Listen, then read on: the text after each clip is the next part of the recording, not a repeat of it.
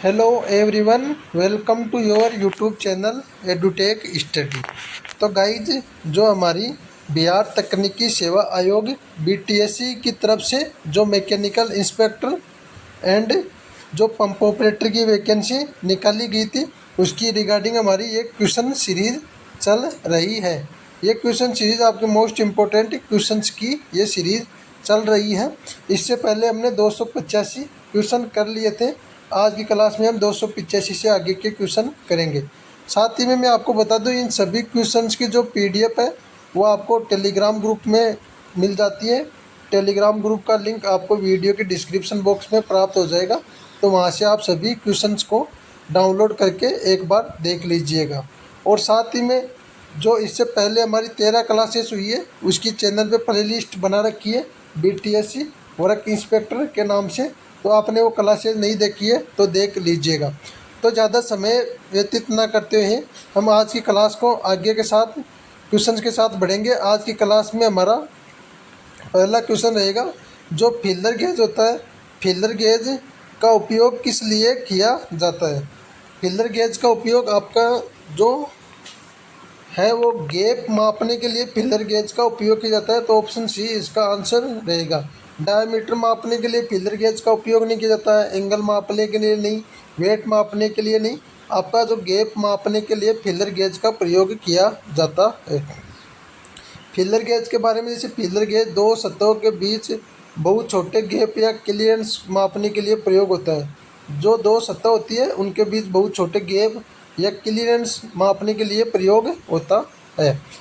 Next question रहेगा आपका 287।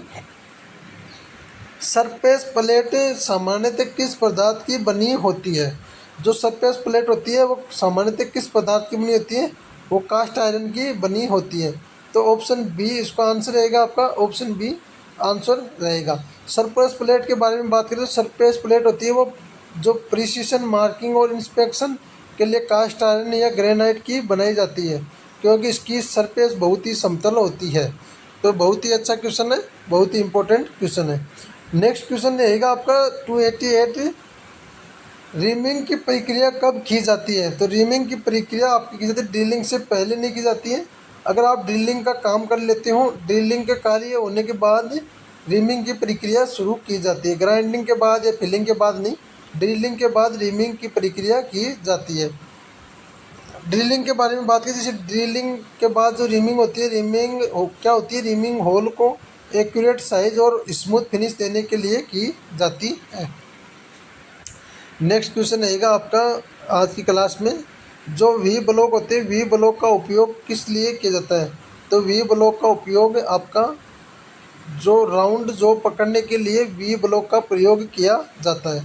Flat job के लिए नहीं, स्क्वायर जॉब के लिए नहीं, शीट कटिंग के लिए आपका राउंड जॉब को पकड़ने के लिए वी ब्लॉक का प्रयोग किया जाता है। वी ब्लॉक के बारे में बात करते हैं, सिलेंड्रिकल जॉब्स को मार्किंग और इंस्पेक्शन के दौरान स्थिर रखने के लिए उपयोग होता है। नेक्स्ट क्वेश्चन रहेगा आपका, बॉल पिन हैमर का दूसरा नाम क्या है। तो बॉल पिन हैमर को आपका दूसरा नाम सॉफ्ट हैमर नहीं है। इसके अलावा आपका जो रिवेटिंग हैमर होता है, ऑप्शन ए इसके आंसर रहेगा। बॉल पिन हैमर का दूसरा नाम रिवेटिंग हैमर होता है, ना कि क्रॉस पिन हैमर नहीं होगा, मिलेट नहीं होगा। Riveting hammer ball pin hammer का दूसरा नाम होता है। बॉल पिन हैमर के बारे में बात करते हैं, रिवेटिंग कार्य में अधिक उपयोग होता है और इसलिए इसे रिवेटिंग हैमर भी कहते हैं। नेक्स्ट क्वेश्चन आपका 291 होगा, जो पिंक पंच होता है, पिंक पंच का एंगल सामान्यतः कितना होता है। तो पिंक पंच का एंगल सामान्यतः 90 डिग्री होता है। तो आपका ऑप्शन ए इसका आंसर रहेगा। पिंक पंच हल्की मार्किंग के लिए उपयोग होता है, इसका पॉइंट एंगल लगभग 30 डिग्री तक होता है। तो ऑप्शन ए इसका आंसर रहने वाला है। नेक्स्ट क्वेश्चन की बात करें, ये इतने क्वेश्चन आपके फिटेड ट्रेड से रिलेटेड थे। अब नेक्स्ट क्वेश्चन आपके आगे के मशीनिस्ट ट्रेड से आपके क्वेश्चन रहने वाले हैं।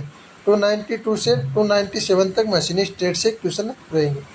चक्र का उपयोग किस लिए किया जाता है। तो चक्र का उपयोग आपका वुड वर्क होल्डिंग के लिए चक्र का प्रयोग किया जाता है। चक्र के बारे में, जैसे वर्क होल्डिंग होता है, जैसे कि चक्र लेथ या ड्रिलिंग मशीन में जॉब या ड्रिल को पकड़ने के लिए प्रयोग होता है। तो ऑप्शन बी आपका इसका आंसर रहेगा।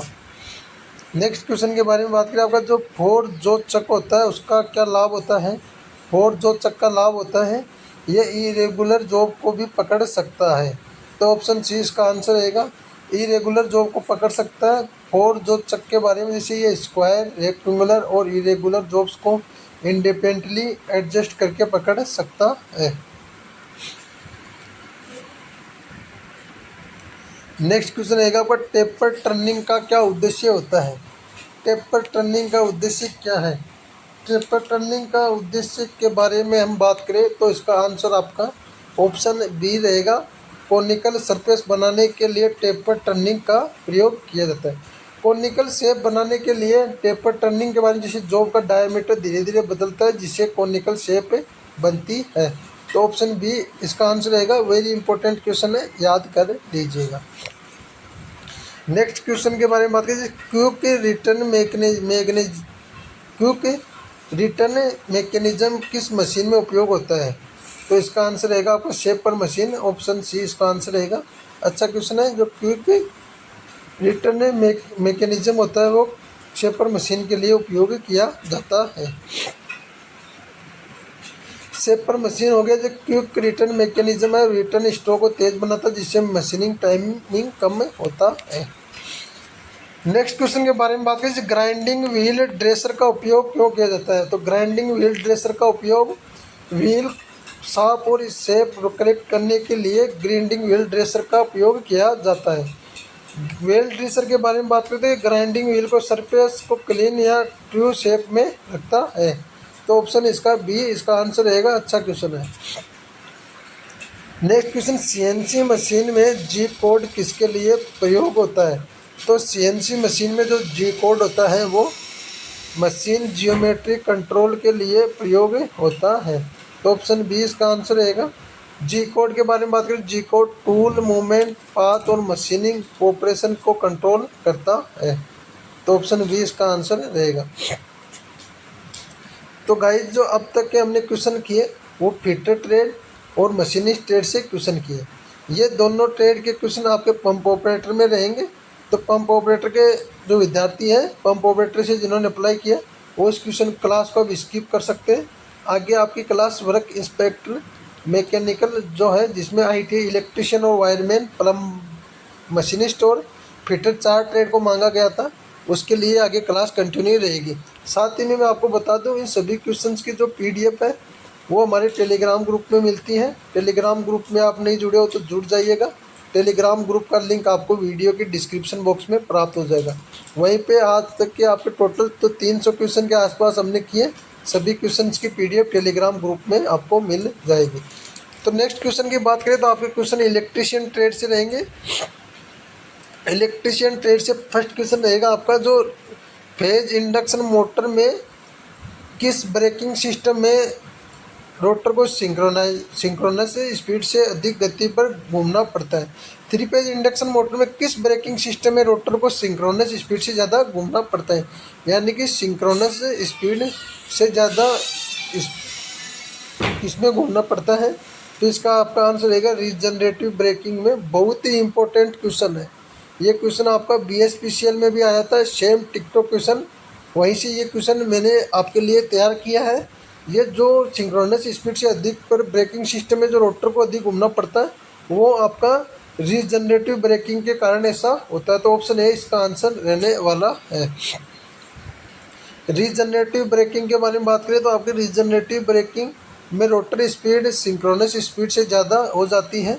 इस स्थिति में मोटर जनरेटर की तरह काम करके पावर वापस सप्लाई को देती है। नेक्स्ट क्वेश्चन रहेगा आपका, निम्नलिखित में से अल्टरनेटर के लिए हाई स्पीड प्राइम मूवर कौन सा है। नहीं, अल्टरनेटर के लिए हाई स्पीड प्राइम मूवर कौन सा रहेगा। तो गैस टरबाइन नहीं रहेगा, डीजल भी नहीं रहेगा, वाटर भी नहीं रहेगा, आपका स्टीम जो भाप टरबाइन होती है वो सबसे ज़्यादा हाई स्पीड देने वाले प्राइम मूवर रहेगा। हाई स्पीड अल्टरनेटर को चलाने के लिए सामान्यतः स्टीम टरबाइन का उपयोग किया जाता है। इसकी स्पीड बहुत अधिक होती है। नेक्स्ट क्वेश्चन की बात करें तो मेगर होता है। मेगर से क्या मापा जाता है। तो मेगर से इंसुलेशन प्रतिरोध मापा जाता है। इंसुलेशन प्रतिरोध मापा जाता है, यानी कि इंसुलेशन रेजिस्टेंस यानी कि प्रतिरोध मापा जाता है इंसुलेशन। बाकी करंट तो एम्पियर मीटर, करंट को किसे मापा जाता है, एमीटर के द्वारा मापा जाता है करंट को। वोल्टेज को किसके द्वारा मापा जाता है, वोल्ट मीटर के द्वारा वोल्टेज को मापा जाता है। और पावर को पावर फैक्टर मीटर से मापा जाता है। नेक्स्ट क्वेश्चन की बात करें, जैसे ये इंसुलेशन रजिस्टेंस तो वायरिंग और इक्विपमेंट की इंसुलेशन को चेक करता है। Sorry guys. नेक्स्ट क्वेश्चन है आपको, चौक कॉइल किस सिद्धांत पर कार्य करती है। तो चौक कॉइल होती है आपकी, वो सेल्फ इंडक्शन के सिद्धांत पर कार्य करती है। मैग्नेटिज्म यानी चुंबकीय सिद्धांत पे नहीं करती है। कैपेसिटेंस यानी कैपेसिटेंस पर नहीं, रेजिस्टेंस प्रतिरोध पर नहीं। चुंबकीय जो चौक कॉइल होती है वो सेल्फ इंडक्शन यानी स्व प्रेरण के सिद्धांत पे कार्य करती है। सेल्फ इंडक्शन चौक कॉइल सेल्फ इंडक्शन के कारण एसी करंट को अपोज करती है। नेक्स्ट क्वेश्चन रहेगा आपका, जो डीसी जनरेटर होता है वो किस ऊर्जा को विद्युत ऊर्जा में बदलता है। डीसी जो जनरेटर होता है, डीसी जनरेटर आपका जो मैकेनिकल एनर्जी होती है, मैकेनिकल एनर्जी को इलेक्ट्रिकल एनर्जी में कन्वर्ट करता है। ये क्वेश्चन आपको याद रखना है, बहुत ही इंपॉर्टेंट क्वेश्चन है। डीसी जनरेटर मैकेनिकल एनर्जी को विद्युत ऊर्जा में कन्वर्ट करता है। तो ऑप्शन सी इसका आंसर रहेगा, बहुत ही इंपॉर्टेंट क्वेश्चन है। बाकी मैकेनिकल एनर्जी की डीसी जनरेटर मैकेनिकल रोटेशन को डीसी इलेक्ट्रिकल एनर्जी में कन्वर्ट करता है। नेक्स्ट क्वेश्चन है आपका, सौर पैनल से रिलेटेड ये क्वेश्चन है, बहुत ही अच्छा क्वेश्चन है, समझ लीजिएगा, आपके बहुत ही अच्छा क्वेश्चन रहने वाला है। सौर पैनल के बारे में बताइए। सौर पैनल जो फोटोवोल्टिक इफेक्ट से विद्युत उत्पन्न करता है। पॉइंट एक ये सही है गलत हम आगे देखेंगे। इसकी एफिशिएंसी सूर्य के प्रकाश की तीव्रता पर निर्भर करती है, सही है। ये सीधे मैकेनिकल एनर्जी को इलेक्ट्रिकल एनर्जी में बदलता है। तो सौर पैनल का ये काम तो नहीं है, मैकेनिकल एनर्जी को तो इलेक्ट्रिकल एनर्जी में नहीं बदलता है। सौर पैनल फोटोवोल्टिक सिद्धांत से इफेक्ट से विद्युत उत्पन्न, ये पॉइंट सही है। इसकी एफिशिएंसी सूर्य के प्रकाश की तीव्रता पर भी निर्भर करती है, ये भी सही है पॉइंट। तो आगे देखिए ऑप्शन क्या है इसमें। तो इसका आपका प्रारंभ में उत्पन्न ऊर्जा ऐसी होती है, गलत है। तो इसका आपका फर्स्ट और डी ऑप्शन रहेगा, फर्स्ट और सेकंड पॉइंट आपके सही है। तो इसके बारे में जैसे सौर पैनल के बारे में फर्स्ट पॉइंट और सेकंड पॉइंट सही है। यह फोटोवोल्टिक इफेक्ट पर कार्य करता है और इफिशिएंसी सूर्य के प्रकाश पर निर्भर करती है। और देख लीजिए जैसे सोलर पैनल फोटोवोल्टिक इफेक्ट पर काम करता है, सनलाइट इंटेंसिटी बढ़ने से आउटपुट बढ़ता है। बाकी मैकेनिकल एनर्जी नहीं, ये सोलर एनर्जी को इलेक्ट्रिकल एनर्जी में बदलता है, जो सोलर एनर्जी को इलेक्ट्रिकल एनर्जी में बदलता है। और शुरुआत में डीसी उत्पन्न नहीं होती है, एसी नहीं, शुरुआत में डीसी उत्पन्न होती है, एसी नहीं होती है। नेक्स्ट क्वेश्चन रहेगा आपके, वायरमैन ट्रेड से केसिंग कैपिंग में तार कहाँ रखे जाते हैं। तो केसिंग कैपिंग में आपके तार वुडन केसिंग में रखे जाते हैं। नेक्स्ट क्वेश्चन रहेगा आपका, 3 फेज इंडक्शन मोटर की घूर्णन की दिशा बदलने के लिए क्या किया जाता है। तो जो 3 फेज इंडक्शन मोटर होती है उसकी घूर्णन की दिशा बदलने के लिए आपको स्टेटर सप्लाई टर्मिनल के किसी भी 2 फेज को बदलना पड़ेगा, तभी इसकी दिशा बदली जा सकती है। बाकी रोटर से कोई ताल्लुकात है नहीं, रोटर स्टेटर दोनों के फेज बदलना नहीं है। मेन सप्लाई टर्मिनल बदलने से कुछ नहीं होगा। आपका जो स्टेटर होता है, स्टेटर सप्लाई टर्मिनल के किन्हीं 2 फेज को आपस में बदल दोगे तो आप इसकी दिशा बदल जाएगी। तो ऑप्शन ए इसका आंसर रहेगा। क्वेश्चन एक बार और देख लीजिएगा आप, जो 3 फेज इंडक्शन मोटर होती है उसकी घूमने की दिशा बदलने के लिए क्या किया जाता है, तो आपको स्टेटर सप्लाई टर्मिनल में से 2 फेज को आपस में बदलना पड़ेगा। बाकी आप पढ़ लीजिएगा, अच्छा क्वेश्चन है। बाकी नेक्स्ट क्वेश्चन के बारे में बात करें, लैंप को पैरेलल में क्यों जोड़ा जाता है। तो इंडिपेंडेंट ऑपरेशन के लिए पैरेलल में जोड़ा जाता है। पैरेलल मतलब समांतर में आप अलग अलग जगह से कंट्रोल कर सकते हैं। जैसे आपका यहाँ पे बल्ब है तो बल्ब को यहाँ से कंट्रोल कर लोगे आप। यहाँ पे आपकी सॉकेट है तो सॉकेट का अलग स्विच हो जाएगा। अलग अलग जगह से आप स्वतंत्र रूप से कंट्रोल कर सकते हो। बाकी अगर सीरीज़ में आपका कनेक्शन रहेगा तो सीरीज़ में आपको सिर्फ एक ही जगह से कंट्रोल कर पाओगे, तो उनका इंडिपेंडेंट वो कंट्रोल नहीं रहेगा। और साथ ही में समांतर में अगर एक लोड ख़राब हो जाता है तो बाकी लोड पे कोई इफेक्ट नहीं पड़ता है, वो कंटिन्यू चलते रहते हैं। बाकी सीरीज़ में एक लोड ख़राब हो गया, डेड हो गया, तो पूरी लाइन ही डेड हो जाएगी, कोई भी लोड आपका काम नहीं करेगा। कटआउट का उपयोग किस लिए किया जाता है? तो सर्किट प्रोटेक्शन के लिए कटआउट का प्रयोग किया जाता है। करंट मेजरमेंट के लिए तो आपकी एम्पियर मीटर हो गया, ये काम में लिया जाता है। सर्किट प्रोटेक्ट के लिए कटआउट। बाकी वोल्टेज इंक्रीज के लिए तो ट्रांसफार्मर काम होता है। इंक्रीज या डिक्रीज के लिए तो ट्रांसफार्मर का प्रयोग किया जाता है। बाकी सोलर सेल में पतले वेफर बनाने के लिए सामान्यतः किस पदार्थ का उपयोग किया जाता है? तो सिलिकॉन का उपयोग किया जाता है। तो ऑप्शन सी इसका आंसर रहेगा। बाकी कॉपर एल्यूमिनियम ये कुछ है नहीं, मतलब सिलिकॉन का प्रयोग किया जाएगा, ये आप देख लीजिएगा। बाकी नेक्स्ट क्वेश्चन रहेगा आपका 309 क्वेश्चन, बहुत ही अच्छा क्वेश्चन है, इंपॉर्टेंट क्वेश्चन है, वेरी वेरी इंपॉर्टेंट क्वेश्चन है। एक सिंक्रोनस मोटर की चाल कैसी रहती है? नियत बनी रहती है, ये इसकी चाल नियत रहती है। लोड बढ़ने पर बढ़ जाती है ऐसा कुछ नहीं है, घटने पर भी घट जाती है ऐसा कुछ नहीं है, लोड दुगना होने पर आधी बढ़ जाती है ऐसा कुछ नहीं। सिंक्रोनस मोटर की जो चाल रहती है हमेशा नियत ही रहती है, आप लोड बढ़ो या कम करो या इसकी चाल नियत ही रहेगी। नेक्स्ट क्वेश्चन, सर्विस लाइन क्या होती है? इंपॉर्टेंट क्वेश्चन है, 2-3 एग्जामिनेशन के अंदर ये क्वेश्चन आ गया है, वेरी इंपॉर्टेंट क्वेश्चन है। सर्विस लाइन होती है जो पोल से कंज्यूमर तक, यानी कि आपके घर पे पोल लगा हुआ है, पोल से आपके घर तक जो सप्लाई आ रही है इसको सर्विस लाइन कहते हैं। जो केबल आती है उसको सर्विस लाइन कहा जाता है। तो पोल से कंज्यूमर तक की सप्लाई लाइन सर्विस लाइन कहलाती है। बाकी ये पोल से सर्विस लाइन, डिस्ट्रीब्यूशन पोल से कंज्यूमर परमिशन तक इलेक्ट्रिकल सप्लाई पहुंचाता है। तो सभी स्टूडेंट्स के लिए आज की क्लास में हम इतने क्वेश्चन करेंगे, बाकी आगे के क्वेश्चन हम नेक्स्ट क्लास में करेंगे। नेक्स्ट क्लास आपकी बहुत जल्दी अपलोड होगी। साथ ही में से आपसे रिक्वेस्ट रहेगा, अगर क्लास अच्छी लगी तो क्लास को लाइक कीजिएगा, चैनल पे पहली बार चैनल को सब्सक्राइब कर लीजिएगा।